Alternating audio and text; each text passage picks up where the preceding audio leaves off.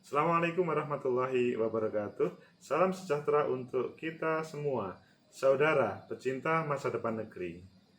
Ada 7 berita menarik untuk kita kupas, tetapi kita cukup mengambil satu saja, yaitu yang dibutuhkan oleh saudara semuanya. Pertama, yuk kita lihat bagaimana tolak tes Satgas Covid. HRS Habib Rizik Syihab mengaku ogah jadi panggung politik Bima Arya. Ini sebuah berita di Detik. Jadi tidak maunya dites itu karena takut dijadikan lahan panggung politik dramaturgi. Yang kedua, secara politik Puan terkuat di klaster pemimpin perempuan. Ini juga di Detik. Jadi untuk sementara ini para calon pemimpin perempuan, maksudnya calon presiden dari perempuan, dia adalah Mbak Puan adalah yang terkuat. Apakah pada 2024 klaster perempuan mendominasi? Ayo kita lihat nanti apakah dia menarik atau tidak.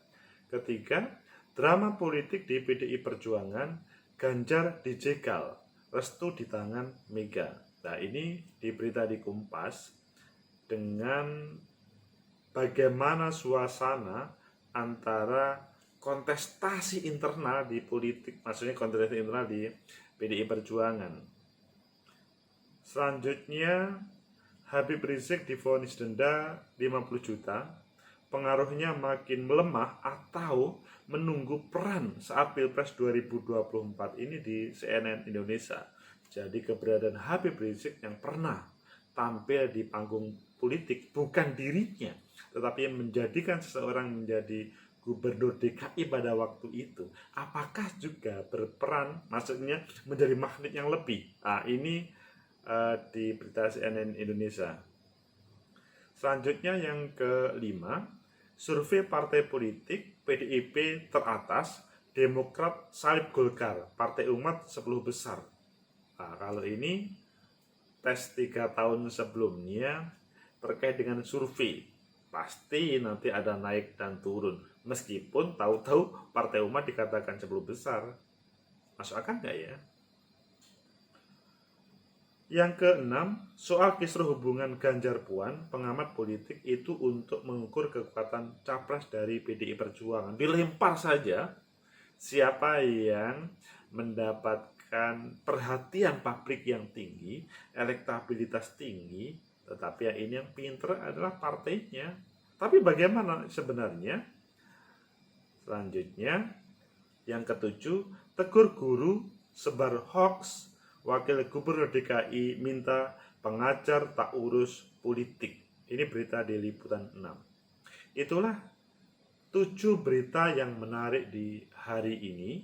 Tentunya kita akan memilih mana yang terbaik untuk kita kupas. Ayo, pilih yang terbaik untuk menjadi inspirasi bagi kami untuk mengupasnya dan bermanfaat bagi kalian semuanya.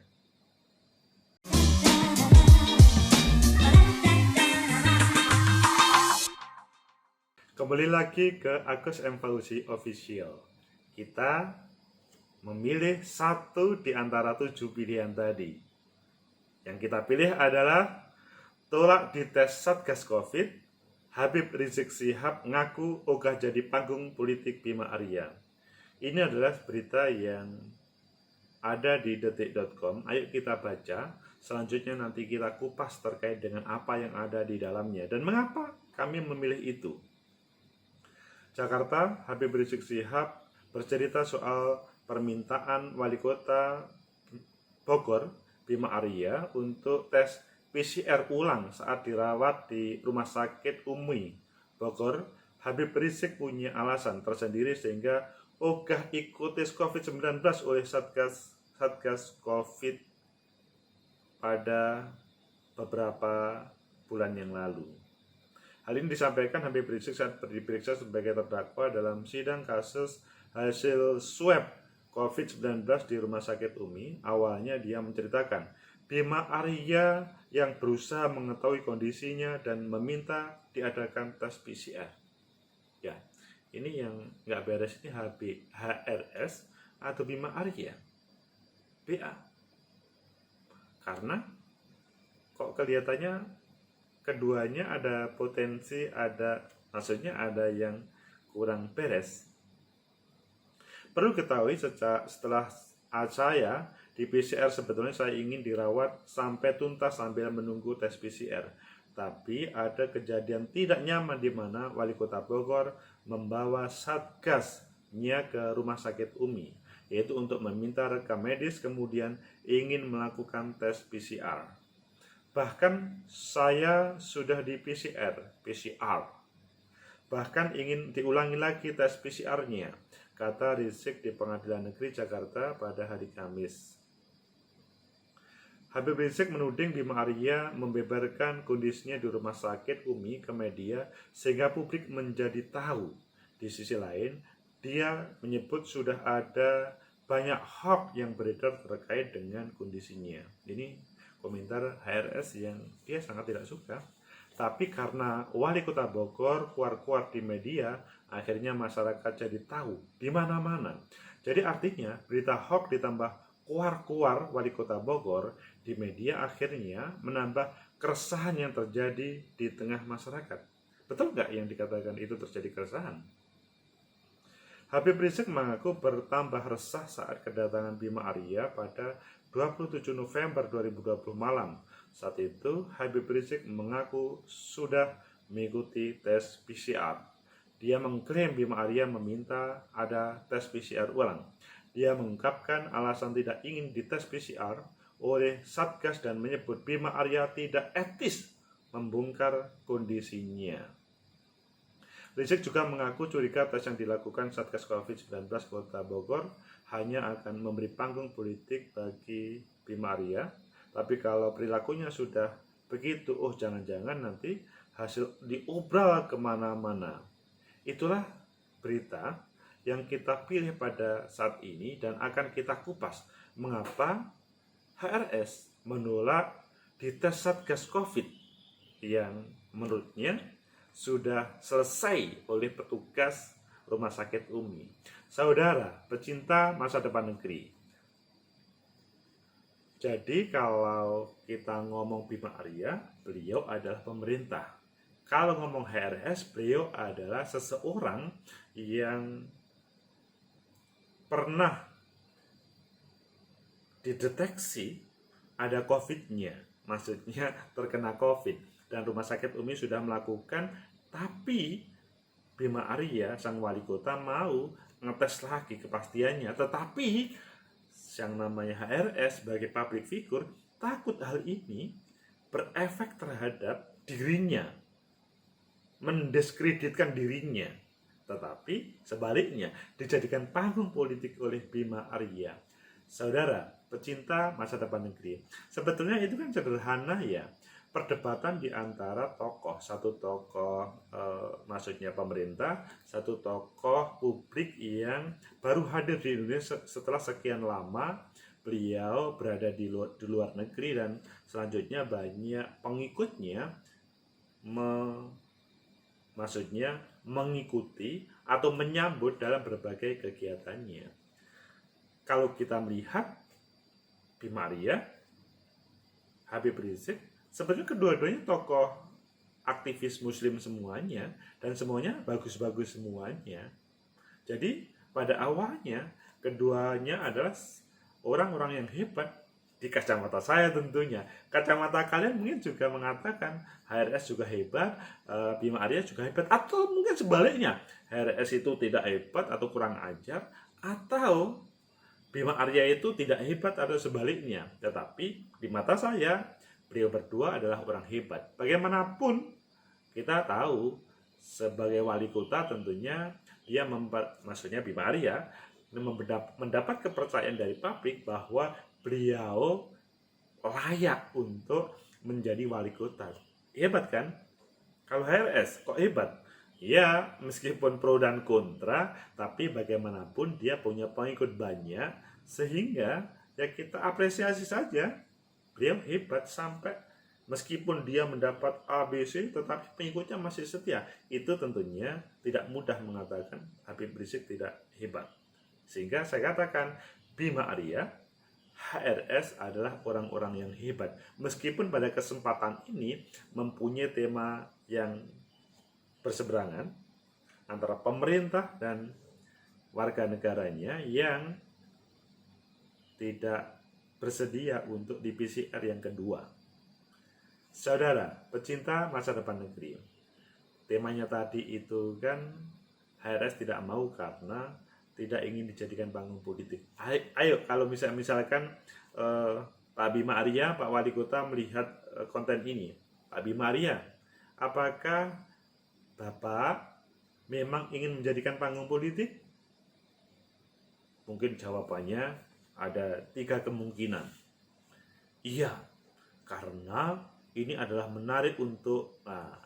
tapi mungkin itu sangat kecil jawaban itu. Kemungkinan jawabannya yang besar itulah yang kedua. Tidak, kami tidak ingin menjadikan ini panggung politik. Tetapi ini adalah saya sebagai pemerintah, orang nomor 1 di Kota Bogor, harus memastikan bahwa Bogor aman. Yang ketiga jawabannya adalah ya tidak tahu, tapi kemungkinan besar jawabannya yang kedua. Sehingga kalau kita hadapkan jawaban yang kedua tadi, yaitu saya hanya menjalankan perintah dari pemerintah pusat bahwa dipastikan warga Bogor aman dari pandemi COVID. Ketika ada orang yang terkena COVID di sini, maka dipastikan mereka harus di PCR dan kalau memang terkena harus diamankan. Itu kemungkinan jawaban yang meskipun ya Pak Arya Bima bisa menulis di konten ini mana jawaban yang sebenarnya. Begitu juga HRS. Jawabannya pasti ketika beliau mengatakan saya tidak mau karena ini dijadikan panggung politik. Mungkin itu yang sebenarnya, atau mungkin ada yang lainnya. Ini ada sebuah alibi, tetapi di luar jawaban spekulasi itu semuanya, kalau kita berbicara politik, di dalam ilmu politik, maka ada yang namanya dramaturgi. Dramaturgi yang di situ menampilkan panggung depan dan panggung belakang seorang ketika berpolitik. Berpolitik tidak harus melaksanakan politik praktis, tetapi politik dalam pelaksanaan kebijakan seperti ini pasti ada panggung depannya, Pak Bima Arya ataupun HRS, Habib Rizik Syihab, begitu juga panggung belakangnya.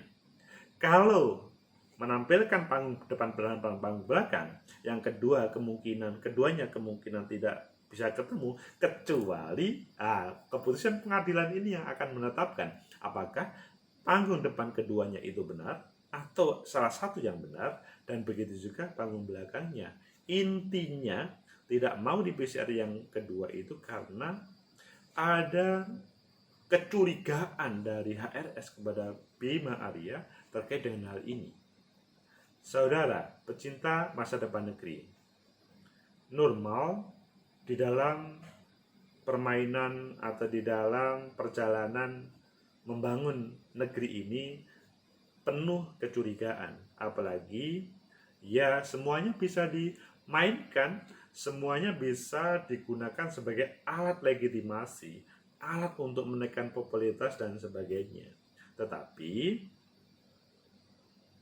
pengadilan yang akan memutuskan apakah yang disampaikan HRS itu yang benar atau yang disampaikan oleh BA itu yang benar.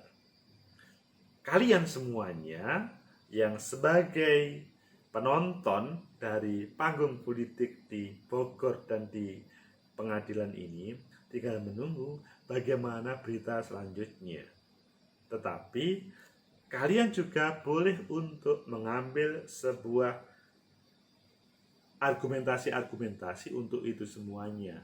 Yang pasti di negeri kita pandemi COVID-19 semuanya setuju untuk dijadikan program bersama bagaimana penanganannya, baik pemerintah ataupun rakyatnya.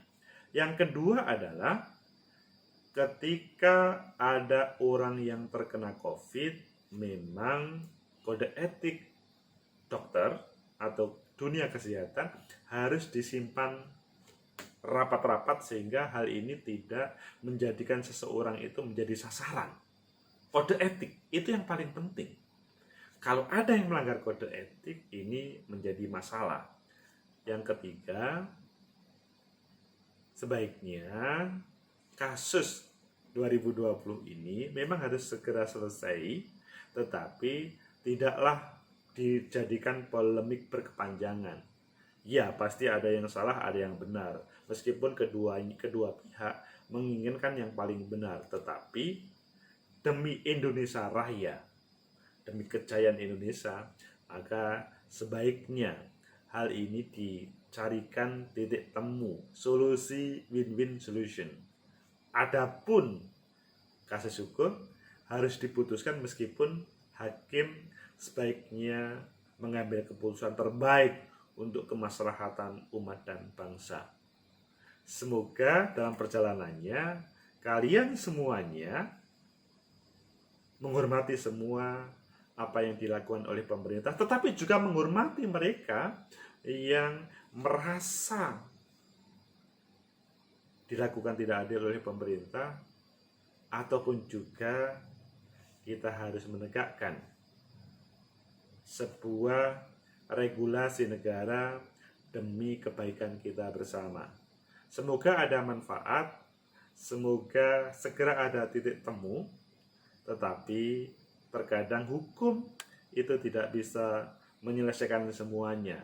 Yang bisa menyelesaikan adalah saling menghormati terkait dengan berbagai kebijakan yang ada di dalam masing-masing dan menghormati pada posisi masing-masing sehingga konflik ini tidak berkepanjangan. Like, subscribe, comment, and share. Sampai jumpa.